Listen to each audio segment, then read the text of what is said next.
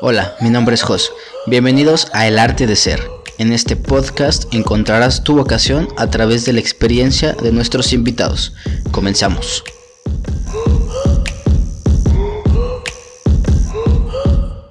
Lo medimos todo, güey, ¿va? Ya está. Y pues a darle, güey. Bienvenidos a un nuevo episodio de su podcast El Arte de Ser. El día de hoy quiero presentarles una carrera que es automatización. ¿Sí es automatización, güey? Así ¿Es el es. nombre completo? Y es ingeniería en automatización. Va. Y pues para este episodio invité a un gran amigo que estuve pensando mucho en la mañana sobre esta plática que íbamos a tener, güey. Y creo que eres la primera persona que estudiamos en el mismo salón o que tuvimos como este proceso de elección de carrera, que creo que pocas veces lo he platicado, digo, grabé un episodio sobre esto, güey, pero no lo comparto mucho sobre la toma de decisión de esto y estuvimos juntos en ese último año de prepa que era crucial el despedirnos y ya a la universidad y ya somos niños grandes en teoría, entonces pues bienvenido, Arturo, ¿cómo estás? Hola, Jos, ¿qué tal? Muy bien, muchas gracias. Pues sí, como dices, tuvimos un proceso de elección de carrera bastante similar, vamos a Sí, decirlo, eh, con sus pros, sus contras. A mi punto de vista muy particular, fue muy general. sí. No nos dijeron nada que no pudieras encontrar en internet. Entonces, pues sí lleva sí llevó una parte muy personal de esa elección, no fue muy influenciada por lo que te decía la clase, ¿no? O los maestros, por poner un ejemplo. Sí. Tú estudiaste la carrera de automatización, en ingeniería en automatización en la Universidad Autónoma de Querétaro. Platícanos un poco de la carrera. Te preguntaba yo antes de empezar a grabar sobre la diferencia que hay con otras carreras, porque yo al momento que tú elegiste automatización estudiaba mecatrónica y era algo muy parecido. Y de hecho tú decías que la habías elegido por cosas como bien aleatorias. Entonces está chido porque supongo que no sabías ni a qué te enfrentabas cuando llegaste a la carrera. Entonces platícanos un poco de qué es la carrera, de qué se trata y qué lo hace diferente a algunas otras que tengan un nombre similar. Pues sí, digamos que las similares que hay aquí en Querétaro, pues es mecatrónica, tienes muchas opciones, muchas universidades. eh, en la UTEC creo que también hay algo que se Uh-huh. llama tecnologías de la automatización o algo así, la verdad no estoy muy informado al respecto, pero pues básicamente son esas dos opciones las más similares a lo que yo estudié. Y bueno, yo me decidí más por automatización, por la parte de electrónica, que si bien todas estas carreras anteriormente mencionadas tienen electrónica, eh, pues eso fue, bueno, lo que yo vi en las currículas en ese momento es que automatización tenía más. Ok. Honestamente, yo de electrónica no sabía nada, pero a mí se me hacía Sí. atractivo aprender de electrónica. Entonces, pues esta parte de tener un poco más esa formación más hacia la electrónica, pero seguir abierto a muchas partes.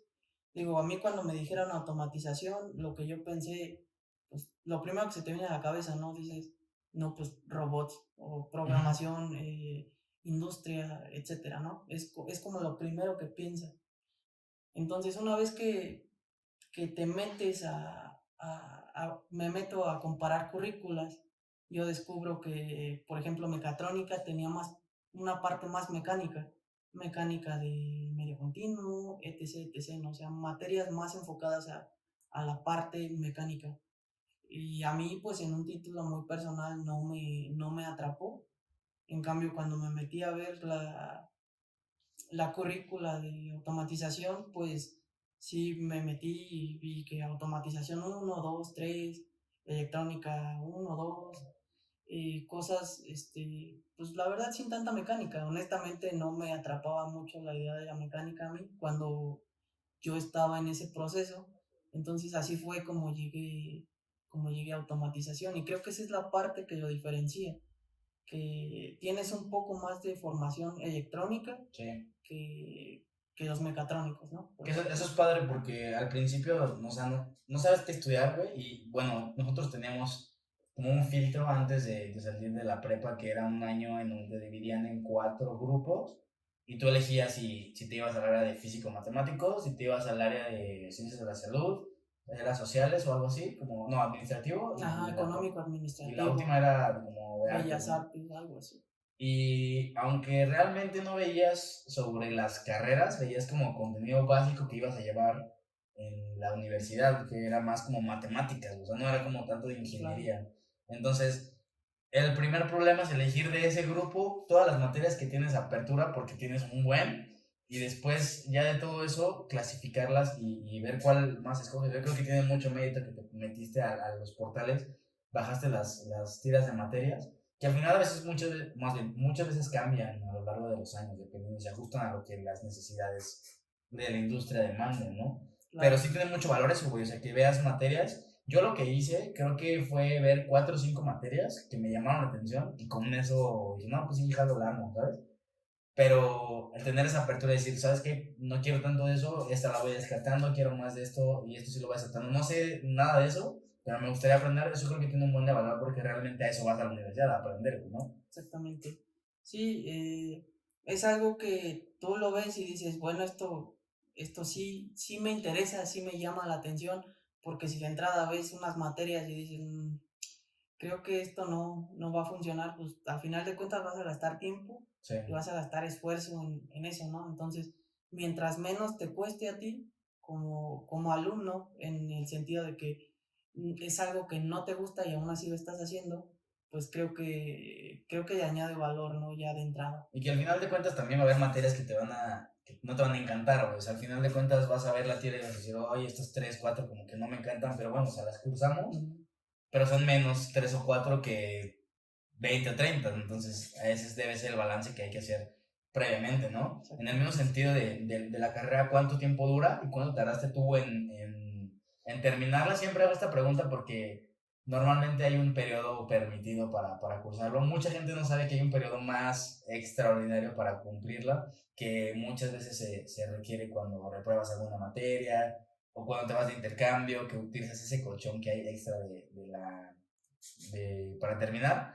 Y también siempre involucro a veces gente que estudió o que se decidió por un año sabático, que también creo que cuenta como tiempo de elección o de carrera. Entonces, ¿cómo fue en tu caso esa parte? Um, pues mira, en mi caso, la carrera, en el plan que yo la cursé, duraba 9 semestres, Ajá. 8 de materias, 1 de prácticas. Hasta donde yo recuerdo, no sé si siga vigente eso o no, tenías 12 semestres para acabar tu carrera. O sea, Ok. tenías, ¿qué son? ¿3 más? Ujú. Para acabarla, y creo que después tenías hasta 2 años para titularte, porque pues sale siendo pasante. Después de esos 9 tenías hasta 2 años para titularte, y pues hay distintos tipos de titulación. ¿Cómo la elegí? Yo no tuve pues nada sabático, así como salimos de la prepa, Saliendo de prepa, luego a así a entré. clases. Que de hecho estaba chido porque había un periodo en el que hacían propedéuticos, o sea, de que era como un prefiltro a la universidad, y ibas creo que los sábados, normalmente se hacía así, y había una etapa del último semestre de la prepa que todos estábamos en propedéuticos, entonces estaba bastante como raro, güey, tener clases extra, aparte de las clases que ya tenías para intentar salir de prepa y ahora para entrar a la universidad, para que el ciclo fuera lo más pequeño, o sea, literal salir de prepa y luego entrar a la universidad en el siguiente periodo escolar. Claro, sí, tenías clases de lunes a viernes en la prepa, y los sábados otras, que sería de 8 a 2 más o Sí, menos, y pues tenías clases prácticamente de lunes a sábado, y tenías que hacer todo lo que te encargaban en la prepa y todo lo que te encargaban en el propedéutico, sí. porque, bueno, hasta donde yo recuerdo, en mi caso pues no era poco, pero ahí también ves la otra parte de que tenías la ventaja, que yo honestamente sí lo hice, de tener pues a los profes de ciertas materias para decir, es que me encargaron en el propedéutico y la verdad estoy perdido, ¿no? Sí. Y ya te decía el profe, no, pues hazle así, hazle así, y tenías pues esa ventaja, digamos que no estabas totalmente solo. Entonces, pues creo que eso sí es un plus, ¿no? Que te da hacer el propedéutico al mismo tiempo que estás estudiando. Sí, pero la carga académica es bien, bien dura, güey. O sea, puede que no termines la prepa por eso, güey, y ya tú te metiste al propedéutico y no terminaste la prepa por haber reprobado, es catastrófico, pudo haber sido catastrófico, güey. Sí, sí, definitivamente es un esfuerzo que se tiene que hacer, y tienes que ser muy autocrítico, creo yo, o sea, hasta dónde te da, ¿no? Porque Sí, también no puedes, creo, pues decir que vas a, que puedes con todo cuando al final pues se te va a quemar algo de ese todo y ni para acá ni por allá. sí. Entonces, como dices, no vas a terminar la prepa por querer entrar a la universidad. Entonces, pues sí, sí creo que es importante esa autocrítica que hagas Sí, tú. que probablemente también pasa muchas veces al momento de salir de la universidad, que también te piden esta experiencia laboral y tú estás en el mismo balance de, ok, no voy a rendir en mi trabajo, pero pues cómo voy a rendir en mi trabajo si tampoco voy a salir de la universidad, y es otra vez poner como ese doble esfuerzo al mismo tiempo, pero ya en otras instancias distintas, que al final de cuentas también pasa, güey. O sea, también yo estuve trabajando y mientras estudiaba y haciendo tarea en el trabajo, güey. Entonces, y como hacíamos tarea del propedéutico en la escuela, entonces siempre tienes que ser multitasking, pero sí ser muy crítico en que, ok, voy a poder o no voy a poder, y conocerte muy bien y saber a qué te vas a enfrentar. Definitivamente, porque pues dicen que a quien a dos amos sirve, con uno queda mal, ¿no? Al Sí. final de cuentas. Y pues sí creo que, digo, en mi caso yo hay que ser, voy a ser honesto, yo no trabajé durante mi carrera, Uh-huh. me dediqué 100% precisamente por esta parte, o sea, yo no quería eh, pues dejar de rendir en alguno de los dos lugares, que no rindiera bien en un trabajo, etcétera, ¿no? Y la verdad, digo, a un título muy personal, mi carrera sí me costó trabajo, me costó mi esfuerzo, mi tiempo, y teníamos unos horarios que o terminabas la carrera después, en el sentido de que tomabas solo 3 materias, 4, Uh-huh. en lugar de las 7 que eran regularmente. Eh, Ahí tenías que hacerte una valoración. Quiero terminar en tiempo para poder dedicar mi 100% a unas prácticas, o empiezo antes a trabajar, pero me tardo más en la escuela, ¿no? O sea, sí, a menos que puedas con todo y puedas hacer todo al mismo tiempo, Sí. pero pues por lo menos yo, te digo, fue una decisión muy, pues sencilla en ese momento, porque yo dije, no, pues la verdad, No puedo. yo no puedo, para qué voy a quedar mal Sí. en la escuela o en el trabajo? Entonces, pues sí, ¿no? Mejor nos dedicamos a la escuela. Entonces saliste en los 8 semestres y los de prácticas, o sea, saliste en los 9 semestres. Ajá, sí, yo terminé en 8 semestres. Uh-huh. Mis créditos los terminé un poquillo antes porque, pues me gustan mucho los idiomas, la Ok. verdad. Entonces, pues ahí en la facultad lo que hacen es que cuando tú entras te hacen un examen de inglés Uh-huh. y de Como de colocación, ¿no? colocación, ándale, sí. Entonces tú llegas y eran 8 niveles por aquel entonces, desconozco si siguen siendo los mismos. Que los clasificaban uno por semestre, ¿no? Para ir avanzando si estabas desde el 1. Ándale, exactamente. Entonces yo llego, quedan el 7, me quedaban solo 2. Digo, cursé 7, cursé 8, y de ahí me pasé a otros idiomas, con francés, alemán. Digo, todos por encimita, porque pues, al final de cuentas fueron un par de semestres nada más, pero, pero pues sí, yo me considero como un poco inclinado hacia esa parte. Me gusta, es algo que me gusta, que no se me da mal. Sí. Entonces, pues sí, Pero terminé. esos créditos, ¿cómo te ayudaron a terminar antes, güey? O sea, el hecho de tu cursar, por ejemplo, francés, ¿en qué beneficia tu carrera en ese mismo sentido? Es que digamos que para graduarte necesitas un número mínimo de créditos. Que cada materia tiene como sus créditos acordados, ¿no? Exactamente. Ajá. Entonces, yo en el séptimo semestre, ah, bueno, sí, como en el séptimo semestre, sacan como una lista de graduación, ¿no? Entonces dicen, todas estas personas ya tienen los créditos necesarios y pues te hacen tu ceremonia, ¿no? Uh-huh.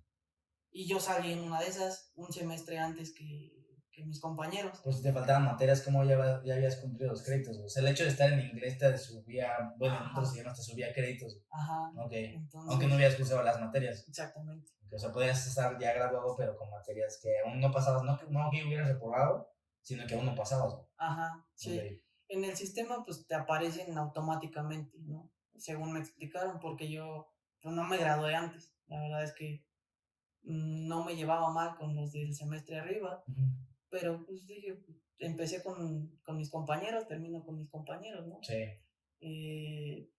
Y sí, así fue como, o sea, ese es como el funcionamiento de los créditos y cuánto tiempo duré yo. Que es difícil cuando llegas, y creo que las primeras semanas se basan mucho en explicarte ese tipo de cosas, y creo que no lo entiendes hasta que sales, güey. Porque acá es donde yo estudié, había créditos deportivos también, o sea, de que afuera tenías que cursar algún deporte, y eso influye que termines tu carrera. O sea, si no cursas esa parte o lo artístico, pues no terminas, mano. Entonces está complicado que tú lo puedas balancear también en ese mismo sentido, güey. Sí, acá pues es lo mismo. Al inicio te dicen que tienes créditos, digamos, por materias, luego créditos de deportes, créditos de idiomas, créditos le llaman optativas. Sí. Son como, eran optativas profesionalizantes y optativas como no profesionalizantes. Okay. Así. Entonces, pues en unas eran materias como muy acordes, bueno, más bien eran materias que podían impartirse en la currícula, sin embargo no estaban dentro de la currícula. Como un complemento. Ajá, no sé, por ponerte un ejemplo, ¿no? Sistemas en tiempo real, esa era una materia optativa profesionalizante. Okay. Entonces creo que tenías que cursar 2 profesionalizantes, 2 no profesionalizantes. Tenías que tener 4 deportes. Ay, perdón.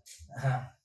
4 deportes. Tenías que tener, 8 semestres los 8 niveles de inglés.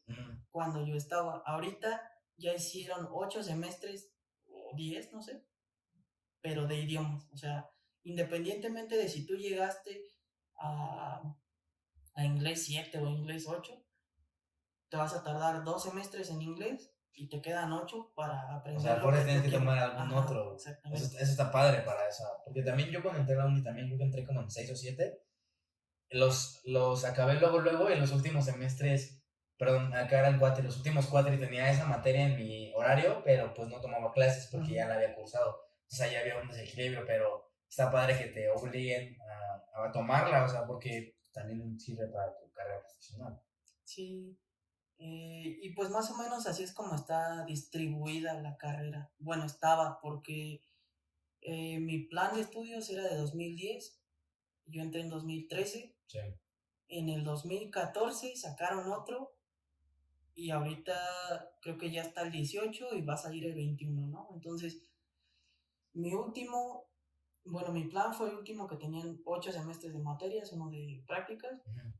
Acá eran 10 semestres o 9 de materias y uno de prácticas, pero lo aumentaron un semestre, ¿no? Sí.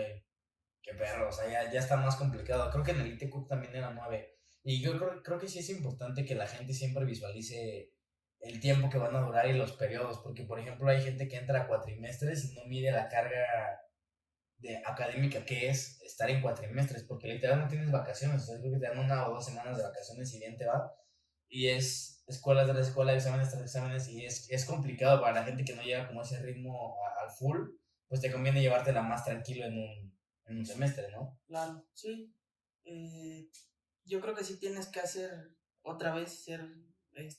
autocrítico con tus habilidades.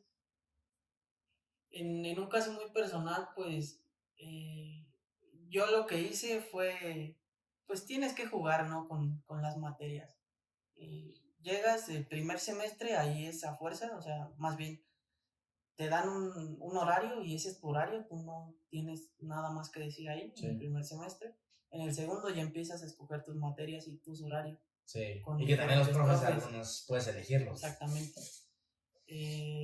Entonces ahí empieza como tu travesía universitaria, ¿no? Por decirlo de alguna manera, en donde tú vas eligiendo tu tu camino, hablando de profes, hablando de horarios, cómo te gusta a ti, cómo funcionas tú, ¿no? Porque Sí. yo tomé una clase en tercer semestre que era de lunes a viernes a, a las 7 de la mañana y desafortunadamente no llegué bastantes veces. Entonces, esta parte de conocerte a ti mismo, pues dices, mejor no meto esa materia a esas horas Sí. y mejor la tomo en la tarde. ¿Para qué tomar algo donde sabes que no vas a funcionar bien, donde no vas a... Sí que vas a valer madres al final de cuentas. Exactamente. Eso está interesante y creo que está padre que te dejen a esa altura ir tomando esas decisiones porque te das cuenta muy rápido. O sea, bueno, estoy hablando de 2, 3 meses ya de clases y dices, no, ¿sabes qué? Este horario no fue el bueno y a veces todavía te dan chance de recalcular sobre eso, pero sí puedes también ser muy necio y decir, no, yo quiero esto y también te cambia la rutina y puedes ser un poco más organizado, levantarte temprano. Entonces sí te permite como jugar con eso y o sea, creo que siempre hay un beneficio sobre ese tipo de decisiones. Yo cuando estaba en la Politécnica, cada cuatrimestre te dan tu horario y tu grupo y bye, o sea, no puedes decidir nada más. Entonces, de cierta manera, te trataban como un niño de kinder o un niño de secundaria o primaria y no podías tú decidir sobre eso. Cuando a veces era mejor que tú ya te conocías, ya sabías cómo aprendías mejor y eras mejor con otro profe. Que si había gente que hacía eso, daba de baja una materia y la daba de otra, pero era mucho más rollo, entonces estaba bien complicado hacer todo ese desastre. En el sentido de la carrera, Turi, platícanos un poco de por qué elegiste esta. Ahorita, antes de empezar a grabar, me dijiste cómo lo elegiste. Platícanos un poco de por qué elegiste esa carrera, qué se decía alrededor, cuál era el perfil universitario que te dijiste, no, sí, aquí es por cómo soy yo. Pues mi caso fue, bueno, para empezar, yo desde niño, que estoy hablando como de los 10 años, yo decía que yo quería ser ingeniero, porque veía a mi familia, a mi papá, así, y pues obviamente tienes una influencia, quieras o no, pero yo no sabía en qué, o sea, yo nada más sabía que quería ser ingeniero, pero pues ingenierías hay muchas, ¿no? Sí. Entonces, pues el primer paso, como bien comentaste, fue entrar a esta parte de físico-matemático, ¿no? Ahí donde te empiezan a platicar y que busca opciones, etcétera, etcétera, ¿no? Yo, en mi caso, fue pues una decisión tanto espontánea. Yo venía barajando tres opciones, bueno, dos, que era mecatrónica en el ITQ, e industrial en el ITQ ahí mismo. O bueno, buscar alguna otra opción, pero barajaba esas dos carreras. Entonces, pues un día fui al ITQ, fui a ver qué onda. La verdad es que no me atrapó. Industrial, pues empezó esta parte de preguntar. Tenía un compañero de mi papá que es ingeniero industrial y me dijo, no, pues a ver, pregúntale qué hace, ¿no? ¿Qué es un día en su vida, en su trabajo? Sí. Entonces ya le pregunté y también, pues como que no me atrapó, vaya. Sí.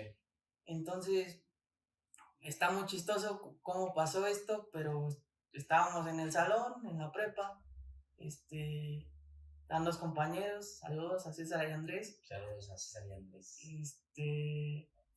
Y que uno de ellos dos, que fue César, dijo, pues, por qué no te fijas en ingeniería en automatización? Que la carrera era nueva relativamente, ¿no? Ajá, no tan nueva, pero cambió de nombre. Antes Ok. era ingeniería en instrumentación y control de procesos. Okay. Y se convirtió en ingeniería en automatización. Ya. Esto complementa un poco la respuesta la pregunta que me hiciste sobre qué diferencia esta carrera. Y esa carrera, cuando yo me metí a verla, es ingeniería en automatización, pero tenía 4 líneas terminales. Entonces, una era mecatrónica, otra era electrónica industrial, si no me falla la memoria, instrumentación y control, que es la que yo tomé, y sistemas industriales se llamaba así. Entonces, yo lo que pensé en ese momento, me bajé la currícula, la vi, ahí te separa las líneas Las terminales, te dice, si tú te vas a esta, te tocan estas materias específicas de esa. Okay. La línea terminal empezaba en el séptimo semestre. Séptimo y octavo era tu línea terminal. Okay. Entonces, yo veo las materias y digo, bueno, ok, esto no te encapsula tanto como la mecatrónica. O sea, la mecatrónica, eres mecatrónico, vaya. Sí. Desconozco, la verdad ahí sí desconozco, te hablo desde mi completa ignorancia, si tenga algo parecido, no sé si tú nos puedas ahorita decir algo más a fondo, pero yo lo que vi en ese momento fue que pues mecatrónica era nada más como una especialización más a fondo de la mecatrónica, ¿no? Sí. Pero acá era automatización y por ejemplo si tomabas la línea terminal de sistemas industriales, pues veías un poco más esta parte de la ingeniería industrial, Okay. calidad, sistemas de producción, todo esto, ¿no? Entonces yo cuando la vi dije, ok, esto me va a abrir más puertas en el sentido de que no soy industrial, o sea, no soy solo industrial. Tengo conocimientos pero no soy solo eso. Sí. Que, ojo, mucho respeto a los industriales, no queremos aquí... No queremos pedos con los ingenieros ingenieros industriales, pero ese fue mi pensamiento en ese O sea, lo momento. que más te gustaba de industrial estaba en esa línea terminal. Exactamente. Y te daba una versatilidad de que tú esa elección no la hacías al inicio, o sea, la hacías en sexto semestre. Entonces, tú tenías 5 semestres para tener, bueno, 6, para tener una perspectiva global de la carrera. Es decir, qué te gusta, qué no te gusta, por dónde sí, por dónde no. Sí. Y ya al último decías, bueno, a mí me voy a ir para acá, ¿no? Que al final de cuentas creo que eso, lo más sano para decidir eso, es la experiencia laboral, porque precisamente tú puedes decir, ok, me gusta calidad, me gustan los sistemas de gestión de calidad, aparentemente, ¿no? Entonces llegas a la empresa, entras a calidad y te das cuenta que realmente no era lo tuyo, entonces de ahí te puedes ir saliendo de ese ámbito. Sin embargo, si llegas a esa línea y la escoges y al final de cuentas hasta el área laboral te diste cuenta que no era lo tuyo, ¿cómo vas a regresar el tiempo para poder elegir otra línea? Y es, creo que, tiempo perdido. Hay unas universidades, por ejemplo la Politécnica, y bueno, las Politécnicas de Santa Rosa y la de Querétaro aquí, que te dividen los periodos en 3 universitarios, y desde el primer periodo, que son 3 semestres, cuatrimestres, te ponen a chambear. Creo que son 4 horas máximo al día, pero tú ya estás involucrado con la industria, entonces ya te da un panorama muy amplio de que, ok, yo quiero hacer lo que hace que ese güey está en, no sé, en control. Pero yo pensaba que iba a calidad, o yo estoy en calidad, yo sé que el próximo semestre, el próximo cuatrimestre, voy a buscar algo referente hacia esa área. Entonces creo que lo laboral te da mucha aprendizaje realmente, o mucho aprendizaje concreto de lo que realmente quieres hacer para tu futuro laboral.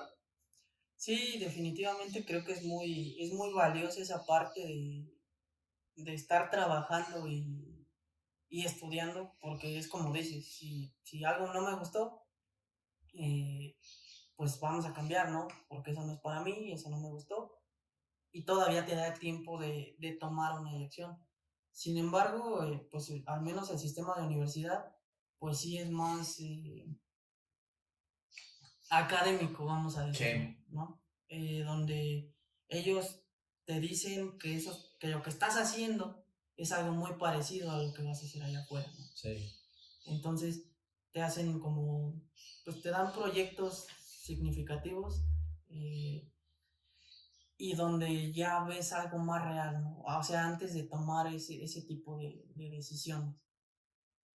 Digo, sí, yo creo que no se compara con estar en el ámbito laboral, Sí. pero sí, en esa parte, pues sí, yo dije, pues tengo tiempo para decidir qué me gusta, qué no me gusta, y me voy a ir para acá, me voy a ir para allá,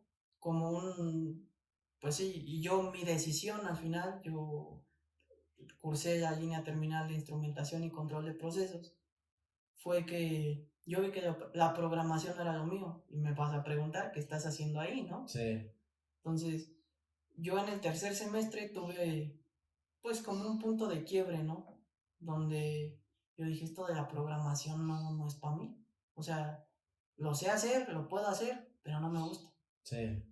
Entonces dije, ok, tengo pocas opciones, pero ahí es donde entra la parte de la gente que se dedica a eso. O sea, yo empecé a preguntarles a los de semestres superiores, que, oye, a ver, ¿qué haces tú en instrumentación? ¿No? Me decían, no, pues yo hago esto, yo hago aquello. Y siempre mi pregunta era, ¿qué tan involucrado estás en la programación? Pues la uso, pero no es mi trabajo del día a día. Sí. Y yo dije, bueno, ahí ya vamos de gane, ¿no? Sí. Porque esta parte pues no es algo que me encante, ¿sabes?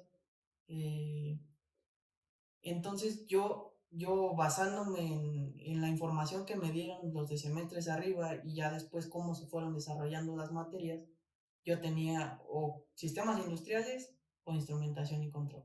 Sí. Entonces llegó un punto en el que empezamos a tener pues materias ya de instrumentación y de esta parte. Entonces la maestra me caía muy bien. Saludos a la maestra Edna. Saludos, maestra Edna. Y pues esa parte, o sea, como que sí me atrapó. Yo dije, yo sí me veo haciendo esto, ¿no? Sí. Yo sí me veo haciendo esto en mi día a día. Que también eso determina un buen de cosas. El hecho de cursar materias que te den una apertura gigantesca a lo que realmente te gusta y ver una aplicación real de algo que estás tú absorbiendo conocimiento y cómo se aplica y que tú lo manejes tan fácil esa información, creo que también determina mucho en tu futuro profesional. O en ese mismo sentido, ¿qué materias llevaste enfocadas al control que te encantaron? O sea, que la gente que esté interesada en esta carrera, ¿qué materias fueron como las más determinantes que ahorita probablemente puedas ejercer o puedas encontrar mayor relación en lo que haces? Voy a repartir mi respuesta en dos.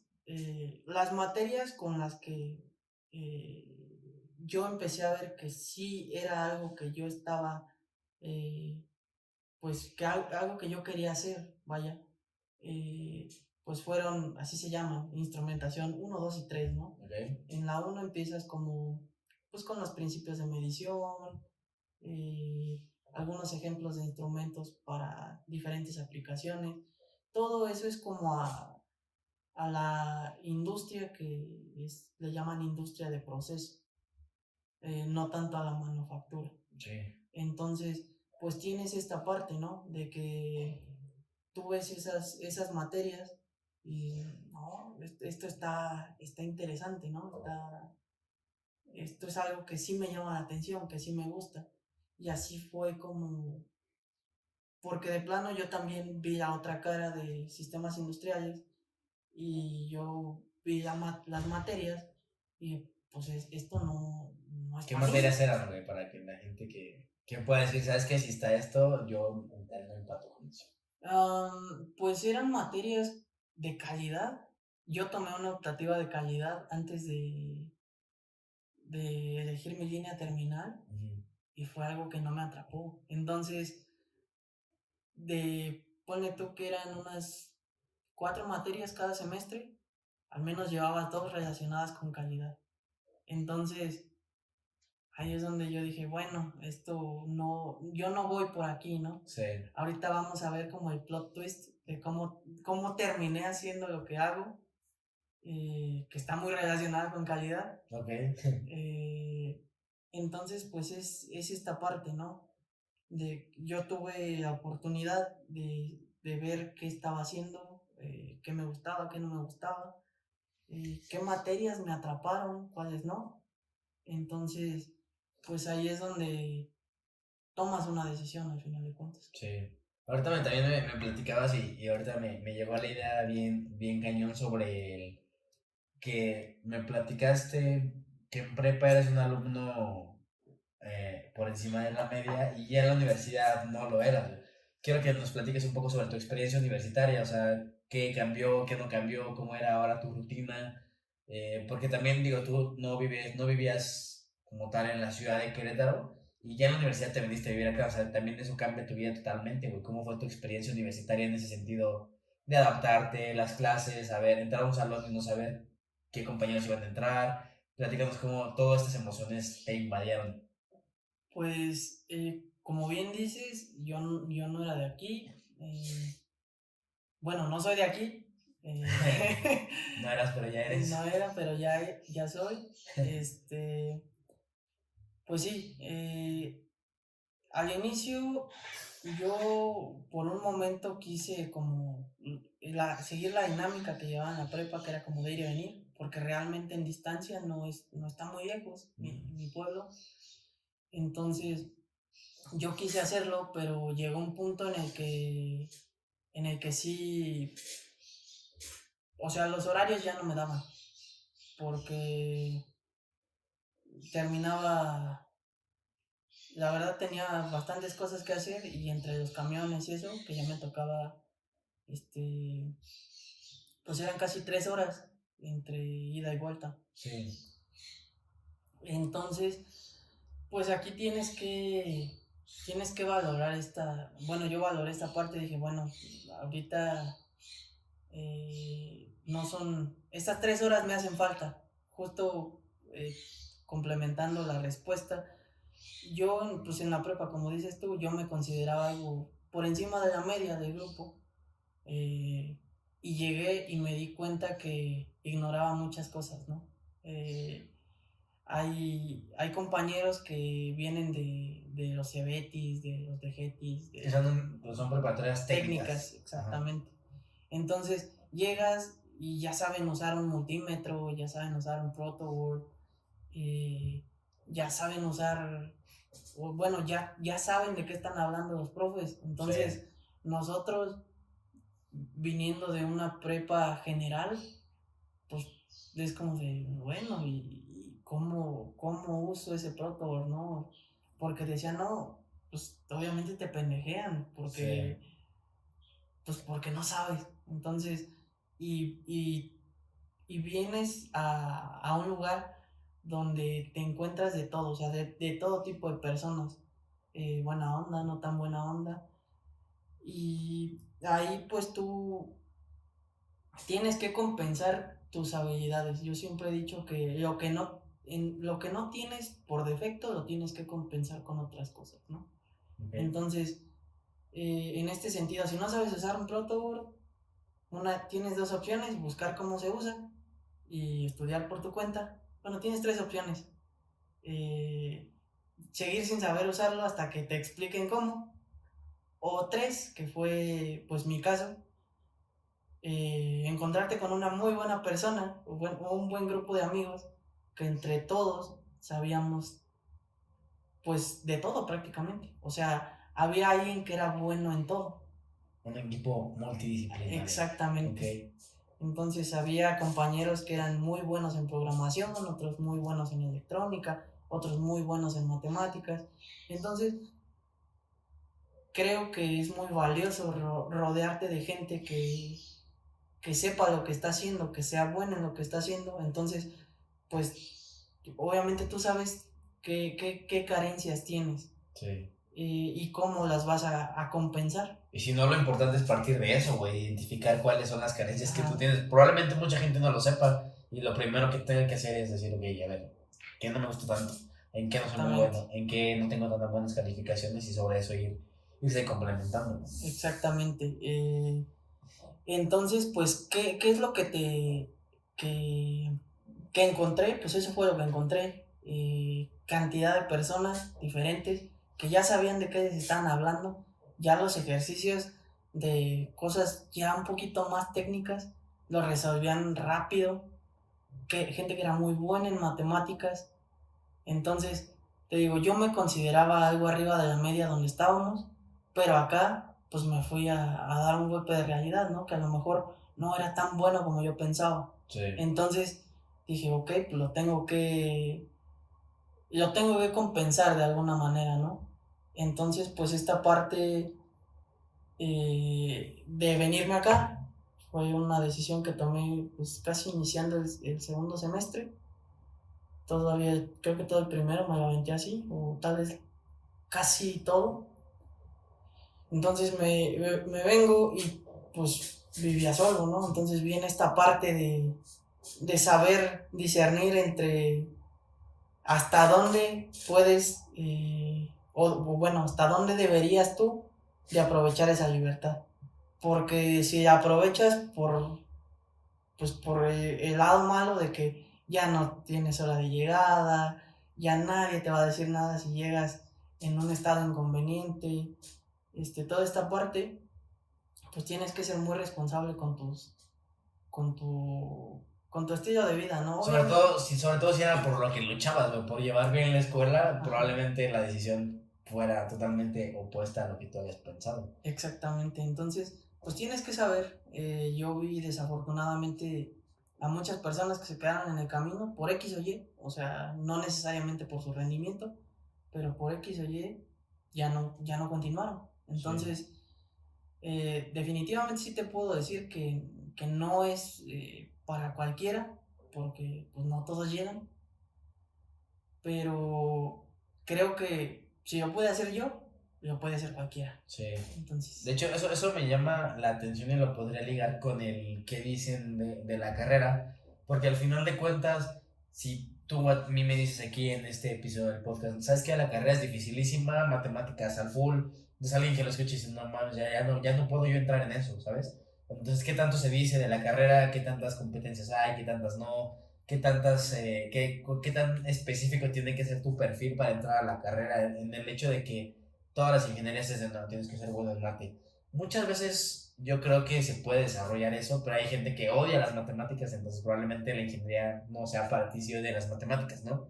Aunque probablemente seas bueno, entonces me gustaría saber como el perfil o qué se dice alrededor que pueda afectar realmente tu estadía en esa carrera. Yo creo que con un perfil, vamos a pensarlo como,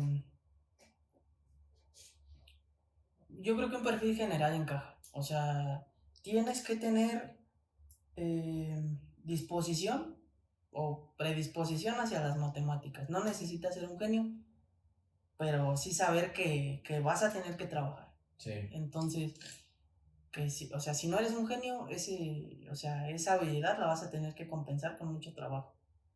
Entonces, matemáticas, programación y electrónica, yo diría que es como un perfil general, sí, de la carrera, porque llevas programación y llevas mucha electrónica. Entonces, mi caso, no me encanta la programación hasta el día de hoy.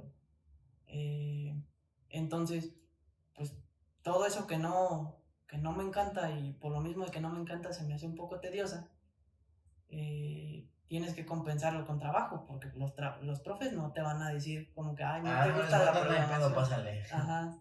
Entonces, pues tienes que compensar esa falta de interés, de ganas, lo que quieras, con trabajo, porque sí, si no, no vas a pasar. Electrónica, pues esa es otra cosa bien importante, porque al final de cuentas todos los proyectos se integran, es decir, todos los proyectos terminan siendo multidisciplinarios. O sea, para llegar al fin de un proyecto vas a tener que pasar por programación, por un diseño de un circuito, por una realización de un circuito, en el sentido de que si lo tienes que hacer en un PCB, el diseño en un programa específico, soldadura, hacer conexiones físicas. Entonces terminas, quieras o no, ocupando todos tus conocimientos de una gran variedad de materias. No es como que el proyecto de electrónica al final solo sea electrónica, ¿no? Sí. Siempre terminabas metiendo de programación, hay un diseño de circuitos, etcétera, ¿no? Entonces, yo creo que un perfil como tal serían esos tres pilares: matemáticas, electrónica, programación. Y si tienes carencias, tienes que ser alguien que esté dispuesto a trabajar mucho. Si no estás dispuesto a trabajar, no vas a llegar. Sí. Eso sí me queda claro. Ok, ¿y qué se dice respecto a la carrera? Porque también el nombre de automatización es muy mamador, güey. Por ejemplo, el hecho de decir, soy ingeniero mecatrónico también es un nombre bastante rimbombante, y hay carreras ahorita que se jactan de esos nombres y realmente pues te ponen un nivel que tú crees que está muy arriba, pero realmente no, o sea, realmente desconoces la profesión totalmente solo por el nombre, ¿no? Que se decía alrededor cuando tú le dijiste a tu mamá, quiero estudiar automatización, por ejemplo. Pues todo el mundo se liga la palabra robots a esa carrera, ¿no? Ok. Entonces, ¿qué se dice? Pues que bueno, en ese entonces, estoy hablando de hace 8 años, Sí. te decían, es como el futuro. ¿Por qué el futuro? Porque engloba, o sea, engloba muchos conocimientos, muchas áreas de conocimiento. Electrónica, programación, instrumentación. Entonces, pues tienes que tener esta parte, bueno, tiene esa parte de que te da la posibilidad de moverte a muchos lados. O sea, es una carrera muy diversa. Sí. O sea, puede ser un programador, puede ser un diseñador de circuitos electrónicos, puede ser, incluso quienes se meten más a fondo de eso, un ingeniero hasta de diseño mecánico, ¿no? Ok.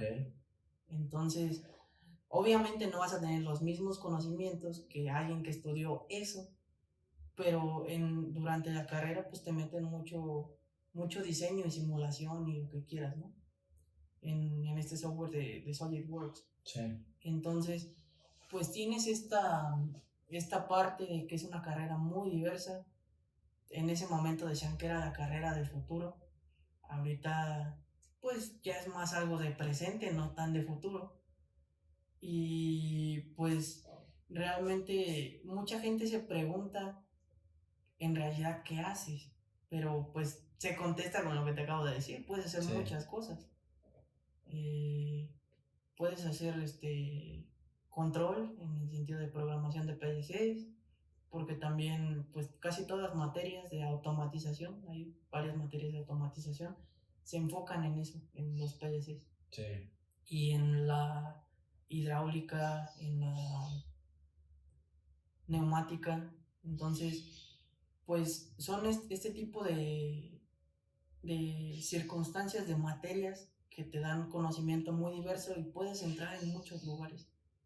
Entonces, yo creo que eso es lo que se dice a grandes rasgos de la carrera y cómo yo la interpreté en ese momento. Sí, que también es complicado porque tú entras a la carrera en el 2013 y cuando sales el mundo ya cambió rapidísimo, entonces probablemente lo que estés viendo, lo que tú ya visualizaste en ese futuro, el futuro ya llegó y todavía está mucho más avanzado y se demandan otro tipo de cosas porque tu conocimiento se puso en semilla mucho antes, entonces también se me hacía bien raro cómo veíamos algo en la escuela tan obsoleto y la tecnología estaba volando y avanza rapidísimo, entonces también es como aprender a dimensionar qué tanto futuro estás visualizando, ¿no? Y más bien creo que debes tomar estas herramientas de qué tanto todas estas materias me van a servir a mí en ese mismo futuro. No sé si me entiendes, o para llegar al futuro tecnológico que se está sucediendo al mismo tiempo. Claro, sí, sí, sí, sí. Pues sí, yo creo que el futuro llegó cuando, o sea, de lo que nos hablaban algunos profes, ya estaba pasando cuando Sí. estábamos yendo, ¿no? Entonces, esa parte de actualización, pues sí es importante. Eh, en ese sentido, creo que la universidad sí ha hecho por actualizarse. eh, y creo que sí, sí, definitivamente sí es algo valioso esa parte.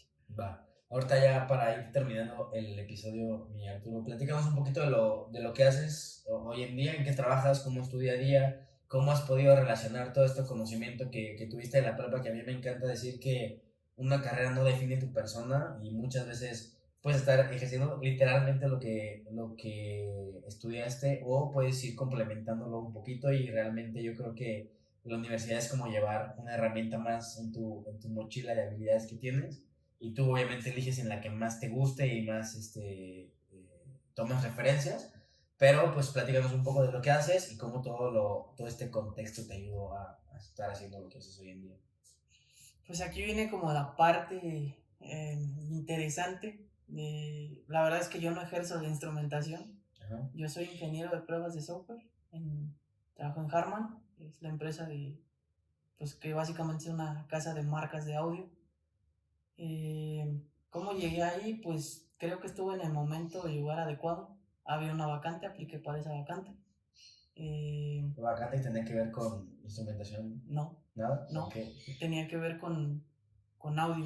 O sea, a mí, yo tenía un amigo, muy amigo mío, trabajando ya ahí de desarrollador, y me dice, yo estaba buscando prácticas, porque yo cuando terminé la carrera, me, me tomé un semestre para irme a estudiar inglés. Okay. Entonces, porque pues siempre fui como de la idea de que tienes que tener esta parte del inglés sí o sí. Antes te decían, pues el inglés es un plus y te va a abrir muchas puertas. Ahora ya no te las abre, ya te las cierra. Sí. Entonces, pues yo dije, bueno, voy muy a tiempo en mi carrera, ya terminé mis materias, y ahora me toca, yo iba con la mentalidad de que ya ser fluido en inglés y sobre todo tener la disposición, ¿no? Que en el momento en que yo entrara a prácticas ya no tuviera nada que me detuviera.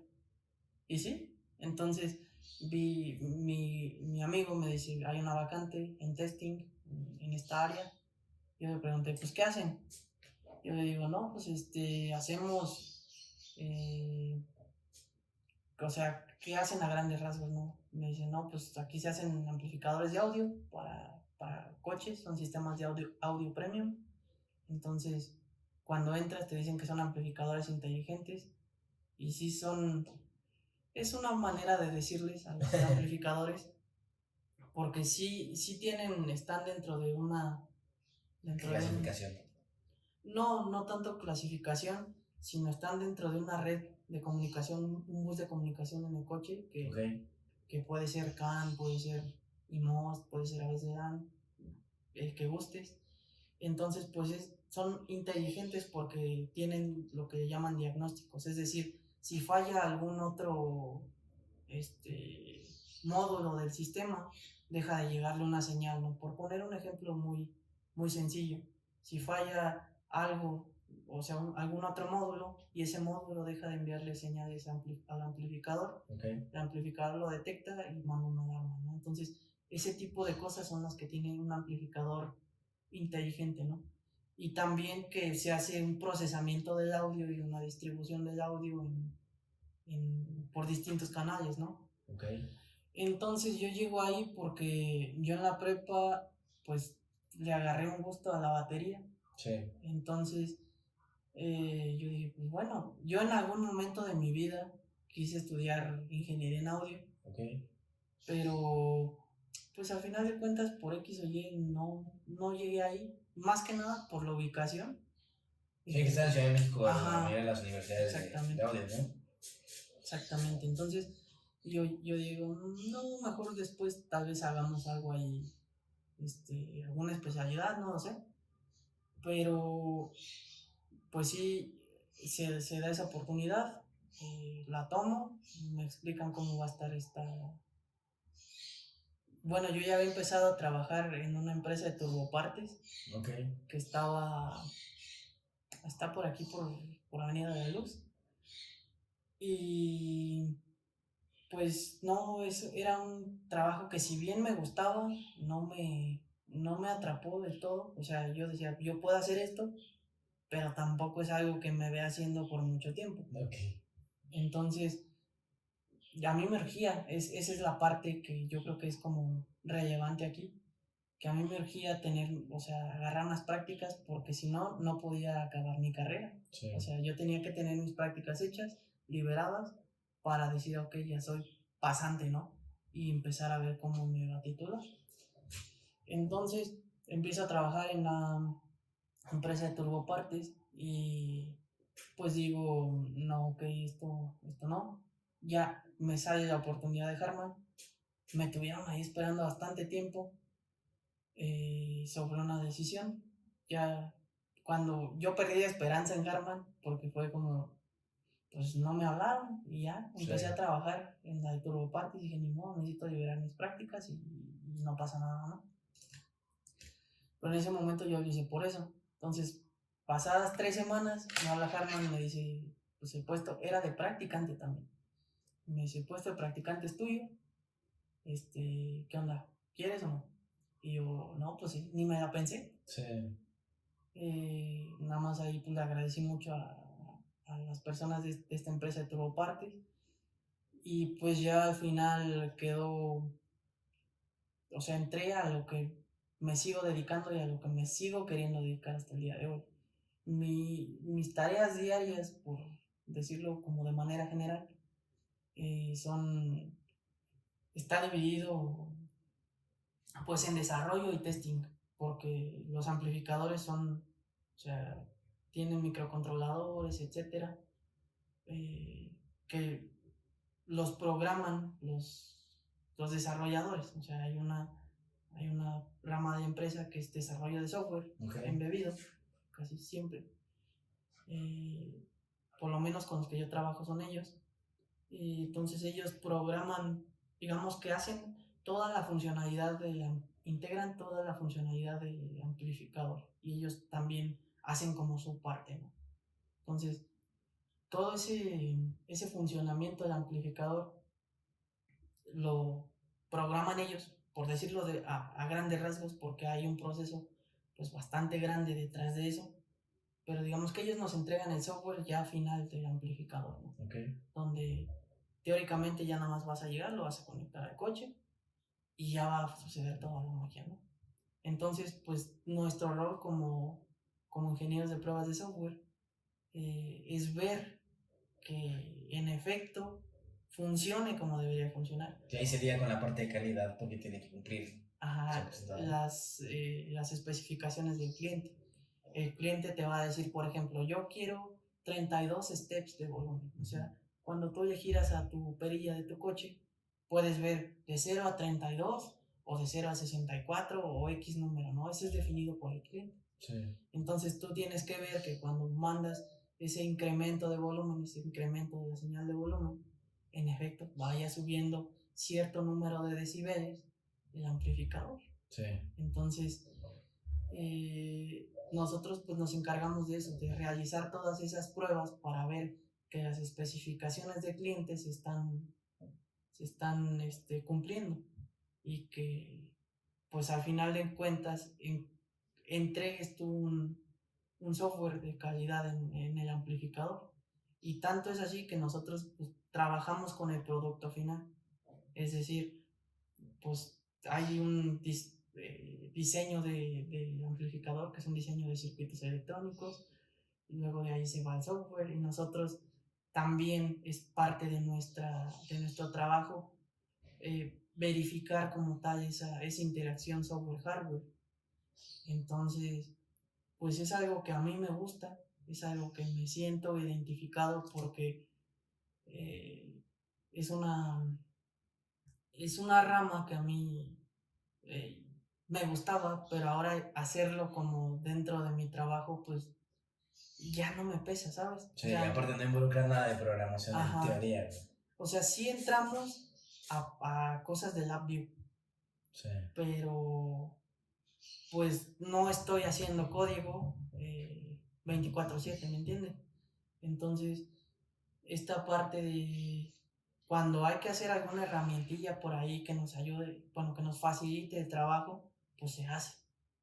Y pues con lo que tenemos se hace, pero así como los desarrolladores de software, que su trabajo es estar haciendo código y ver la interacción con el hardware, pues yo no podría hacer eso, ¿no? O sea, sí. No es tanto que no podría, sino que no es algo que a mí me guste, ¿no? Ajá. Entonces, pues viene esta parte y pues desafortunadamente, bueno, afortunadamente más bien, tuve un periodo de prácticas, en ese periodo me titulé, surgió una vacante, me quedé y ahí llevo ya, en febrero cumplo 4 años. Un buen rato, güey. Entonces, pues la verdad es que sí, estoy muy contento como con lo que he logrado. La verdad es que, digo, desafortunadamente no ejerzo la instrumentación, que es en lo que yo en su momento dije, bueno, pues esto sí me va haciéndolo. Pero la verdad es que no tengo ah, o sea, como que me arrepienta de algo, ¿sabes? Sí. Acá pues tienes que tener conocimientos de electrónica porque al final de cuentas estás tratando con circuitos electrónicos, con diferentes tipos de pruebas, no sé, de estrés donde implica saber que a cierta temperatura algunos componentes pueden ya no funcionar, y etcétera, etcétera, ¿no? Entonces, pues digo, algo que me gustaría sí mencionarlo es que desafortunadamente en la universidad muchas veces te enseñan o te quieren inculcar una mentalidad donde es trabajo 24/7. O sea, yo tuve profesores que me decían, vas a estar aquí el 24 de diciembre eh, haciendo este proyecto porque yo lo quiero seguir, ¿no? Sí. Entonces, y yo le decía, bueno, profe, pero si acabo antes, no, es que yo lo voy a revisar ese día nada más. Entonces creo que desafortunadamente hay algunas personas que están muy ligadas a ese cuadro de trabajo 24/7.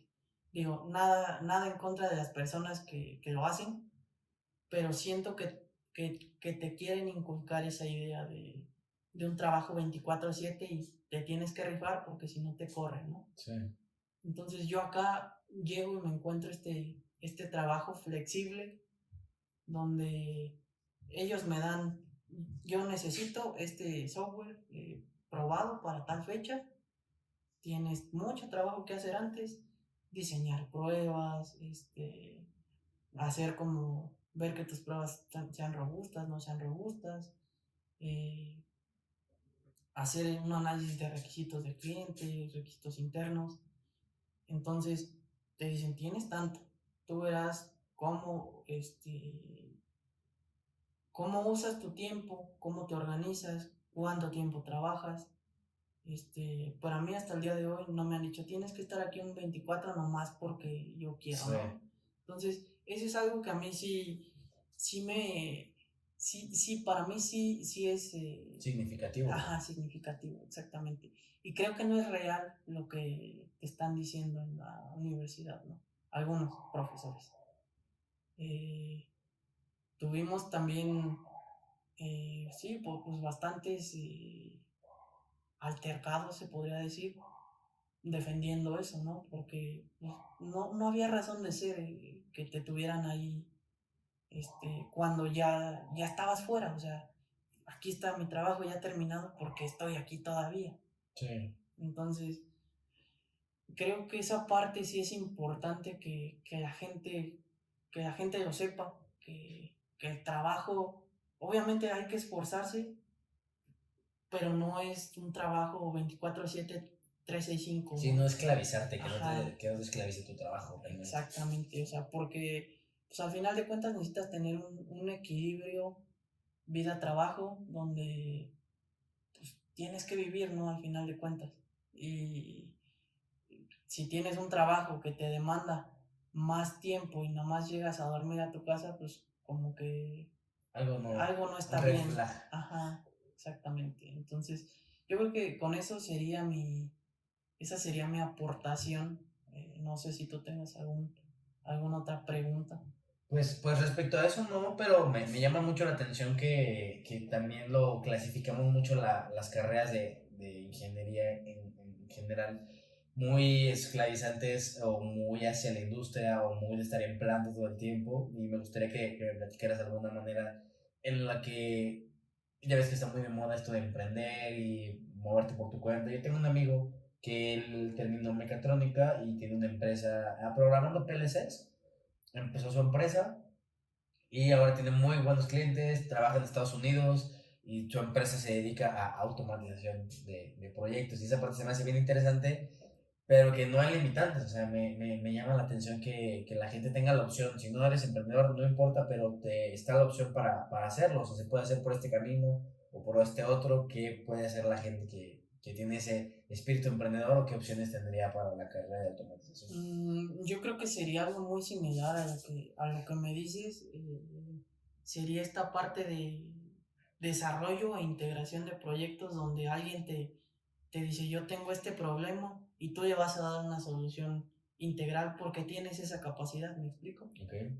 Entonces, si alguien te dice, yo quiero automatizar mi casa, tú como ingeniero con un background previo vas a decir, no, pues mira, yo te voy a recomendar estos, bueno, le vas a hacer una propuesta, vaya, y ya tú verás si tú lo haces personalmente o contratas a alguien, todo este tipo de cosas, ¿no? Pero yo creo que se enfocaría al desarrollo o integración de proyectos donde todos tienen un problema y tú le vas a dar una solución integral. Que al final de cuentas siempre hay problemas, o sea, también romantizamos mucho que la industria ya está súper establecida, súper estandarizada, y realmente es que no, o sea, primero porque los procesos y los productos cambian constantemente, ¿no? Constantemente hay reingeniería en todo. Entonces ahí siempre hay un problema como que no cuadra y tenemos esa idea de que todo funciona en una empresa como un relojito y la verdad es que no, o sea, también hay mucha área de oportunidad en eso. Y fíjate que también tienes dentro de la carrera oportunidades donde tú sabes que ahí hay un nicho, ¿no?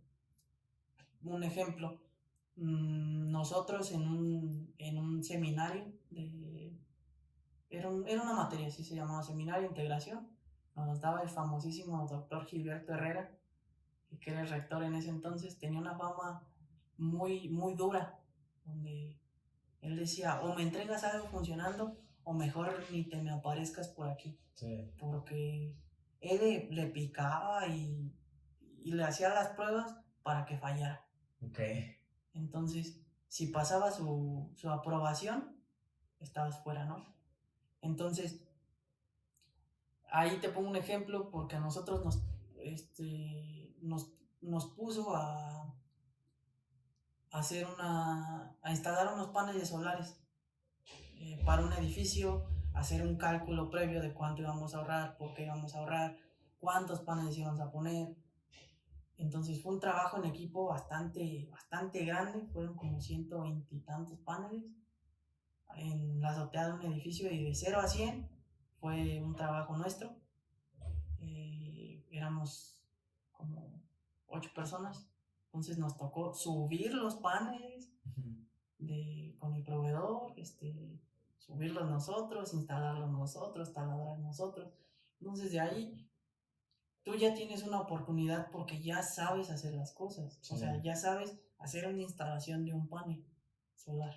Entonces, pues si tú hubieras querido, en este caso yo, si hubiéramos querido seguir por ese camino, dices, pues bueno, yo voy a hacer una empresa de instalación de paneles solares, sí, porque ya lo sé hacer.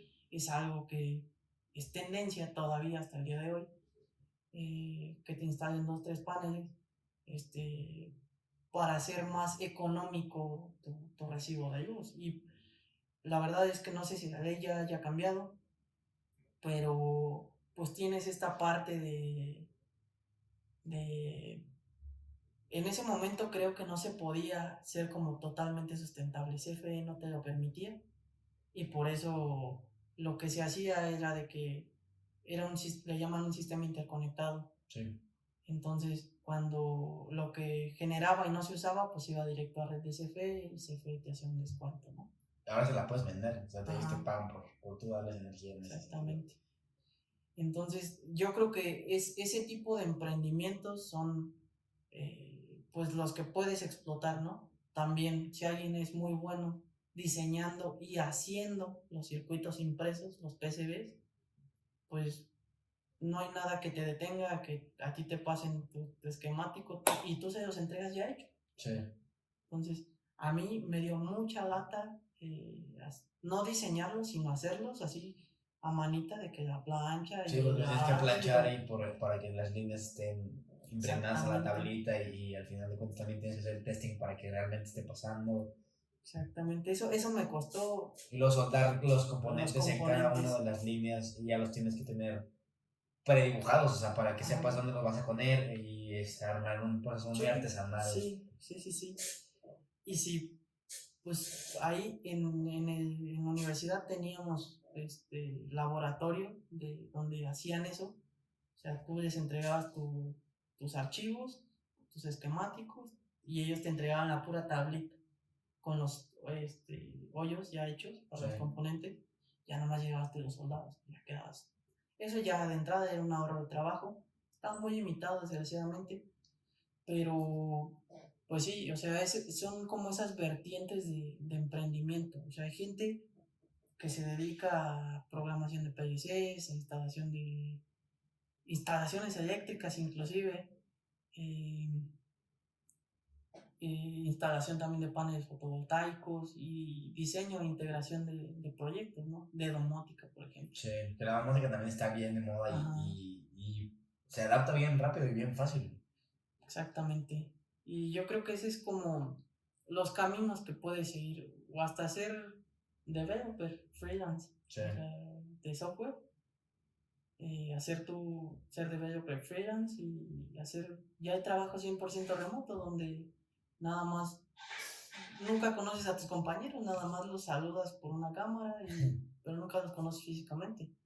Entonces creo que puedes estar haciendo muchas cosas ya en estos días. Sí, pero es importante definir qué te gusta, qué no te gusta, seleccionar para que eso te sea un Exactamente. complemento mucho más fácil a la hora de tomar estas decisiones y de construir tu carrera profesional, güey. Claro. Pues bueno, mi Arturo, yo creo que con esto llegamos al fin del episodio. No sé si tengas algo más que agregar respecto a la carrera, alguna advertencia, algún sponsor para los que están interesados en esta carrera, los mismos papás que están interesados en sus hijos, algún spoiler que les puedas dar, que se vayan a enfrentar, algún consejo. Pues fácil no va a ser, o sea, tienes que tener muy en cuenta que vas a tener que trabajar, vas a tener que esforzarte bastante si quieres terminar. O sea, porque empezar, pues muchos empiezan, pero esa parte o sea, que estés ya mentalizado a que no va a ser nada más que vas a llegar, a menos que seas un genio, ¿no? Porque Sí, pues, ¿qué puede también pasar? puede pasar, que no te vas a tener que esforzar mucho, vas a pasar relativamente cómodo, pero pues la mayoría, yo lo que vi es que pues sí nos metíamos unas buenas chingas, entonces pues es mucho trabajo, tal vez no necesites ser un genio para pasar, pero es mucho trabajo, entonces los papás pues van a tener a alguien un hijo o hija que, que pues va a estar ocupado o debería estar ocupado la mayoría del tiempo. Entonces, pues no, yo no diría que es una carrera cara, porque pues otras como odontología y este tipo de carreras pues son mucho más caras, pero sí de repente pues gastos típicos, ¿no? Una computadora que te dé para que acabes, ¿no? Sí. Con un buen procesador, buena memoria RAM, eh, y pues gastos medios, que si componentes electrónicos, que si de repente te pidieron alguna tarjeta de desarrollo para programación.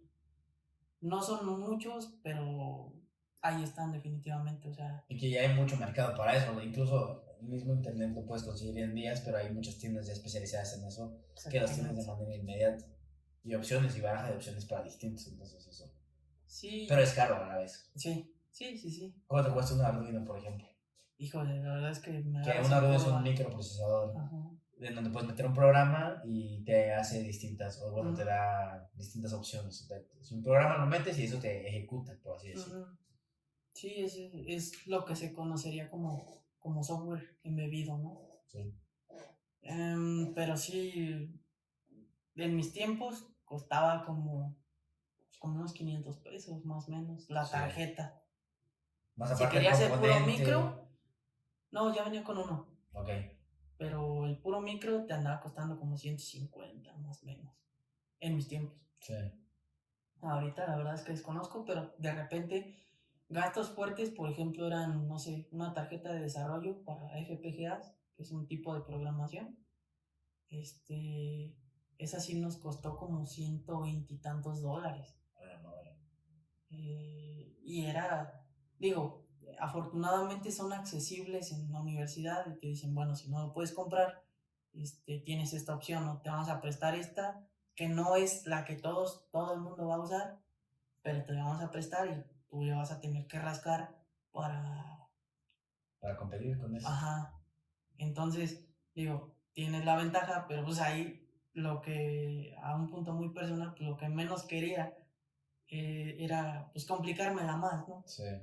Digo, sí, afortunadamente y gracias a Dios mis papás pues siempre tuvieron esa posibilidad de apoyarme. Pero pues sí, o sea, esta parte de que si no tienes te prestan otra, pero esa otra es diferente. Y los profes explican en una. Sí. Y ya tú tienes que ver cómo funciona la Tienes otra. que trabajar para lograr Ajá. cuajarlo en otro sistema. Exactamente. Muy bien, Hitori. Pues bueno, con eso terminamos ahora sí el episodio. Muchas gracias por caerle toda la experiencia y toda la aportación que hiciste a este episodio. Y pues una vez más te agradezco que hayas caído a este podcast y hayas dado un poquito de tiempo. No, pues muchas gracias a ti por invitarnos y aquí estamos para que se ofrezca. Listo, pues nos vemos el siguiente episodio. Gracias a todos los que lo vieron completo y pues bye.